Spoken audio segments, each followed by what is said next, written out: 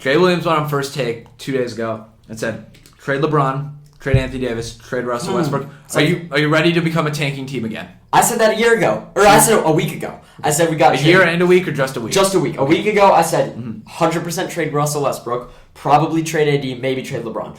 I think they can't trade LeBron. I think after committing that much to him, what value does Russell Westbrook have? Because I think it's near nothing. I mean, at this point, he's the most overpaid bench player in the league. Westbrook might be the most overpaid bench player of all time. Westbrook and 2 firsts will still get us Miles Turner and Buddy Hield because nothing has changed with that. They'll still want to do that. And I understand the Lakers don't want to give away those 2 firsts because they might be bad. Here's what I think. I haven't heard anyone say this. I'm the first one to this point.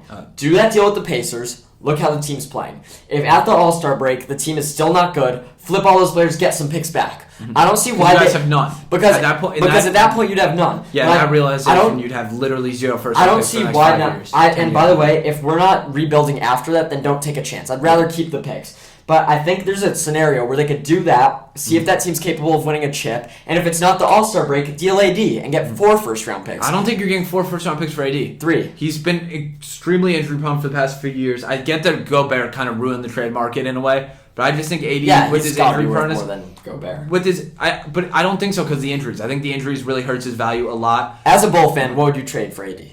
Right now, as a Chicago Bulls fan, yes, I think it's complicated. Because I see that as a team, a destination.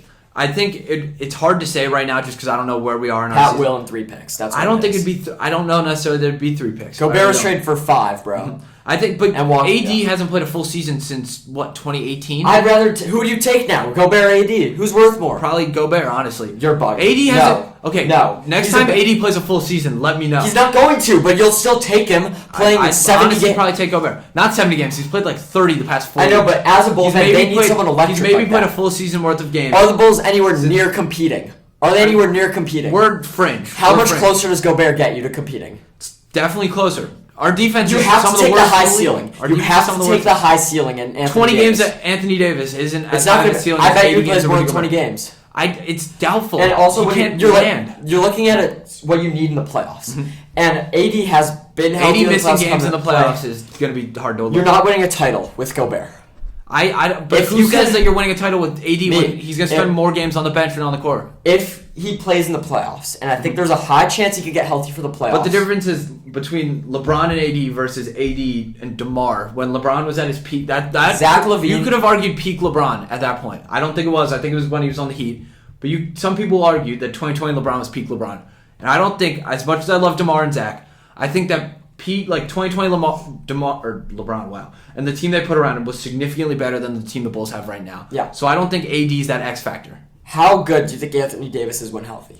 Top 15, top 10? He's top 15, but I'd argue Gobert is maybe 3 slots behind him. He's more than 3 slots.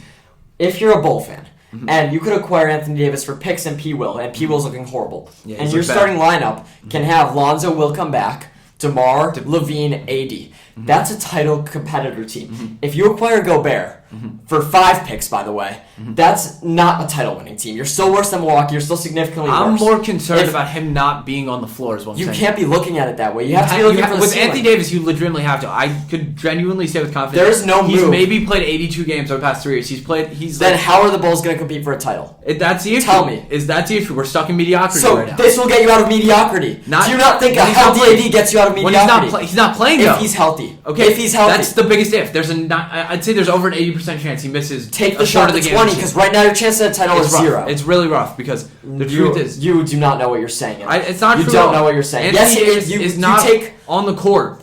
I really think he's closer to Kawhi in the amount he plays than. If you tell me there's a 1 in 3 chance you get AD to play every playoff game, and you have to give up 3 firsts and P. Will for it, you take it as a Bull fan all day. I'd probably take yes. it. But the thing is, I don't think that the Lakers are going to settle for P. Will and 3 firsts.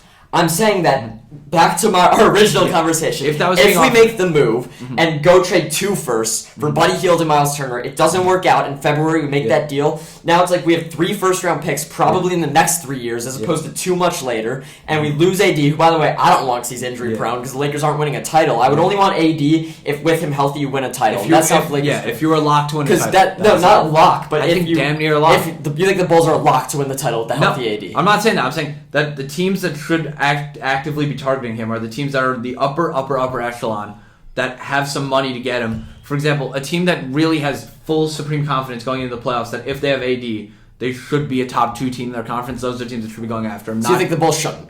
I just think it's up in the air. I think that a team that should be looking for AD, for example, could be like the Memphis Grizzlies. I think he's a guy that they could... Why would they switch things up? They're doing so well. But what I'm saying is a team that needs another good, like really good player. That's the Bulls. Push them.